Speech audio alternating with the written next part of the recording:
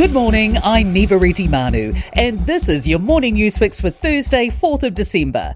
In this update, the Public Service Commissioner has laid out the next steps for the Social Investment Agency following Chief Executive Andrew Costa's resignation. The former Police Commissioner has quit after accepting responsibility for shortcomings highlighted in an IPCA report on the handling of complaints against his former deputy, Jevon McSkimming. His final payout will near $124,000. Sir Brian Roach says they will keep the acting chief executive and work with the minister responsible, Nicola Willis, on the way forward, which will become public towards the end of January. The government's announced its first wave of major events, the fruit of a $70 million investment. They include Lincoln Park in Auckland, Ultra Music Festival in Wellington, and 660 in Symphony headlining Te Kaha's first major music event in Christchurch in May. Air New Zealand says strike action planned for Monday is off for many staff after agreements in principle were reached with unions.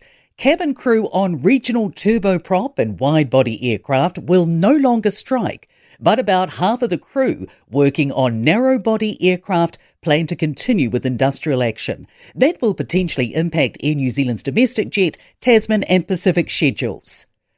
An urgent hearing's expected today between an ousted Te Pāti Māori MP and the party president.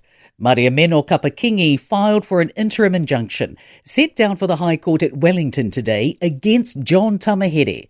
It comes after Kapakingi was expelled from the party alongside MP Takuta Ferris following weeks of disagreements with other members. Former staffer and activist Eru Kapakingi, the son of Maria Meno, has previously confirmed he'd been engaging legal counsel over the matter. A teenager is expected to appear in Auckland Youth Court today, the second person accused of murdering US student Kyle Worrell in April. The 33-year-old was fatally attacked at a bus stop in Auckland's Meadowbank.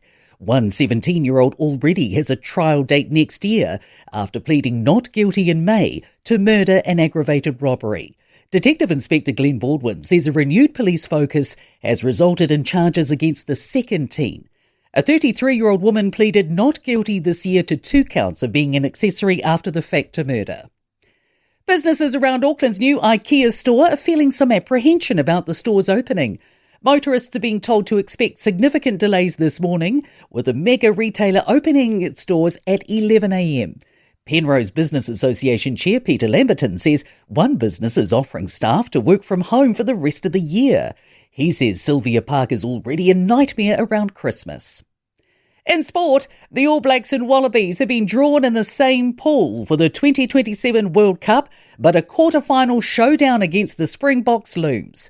The Breakers have returned from basketball's international break with a 95-90 ANBL victory over the Sydney Kings in Hamilton.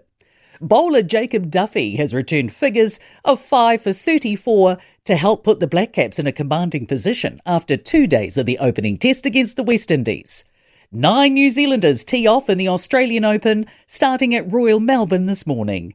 I'm Nivareti Manu, that's your latest news fix. We'll be back with the next update at midday from the Newstalk ZB newsroom.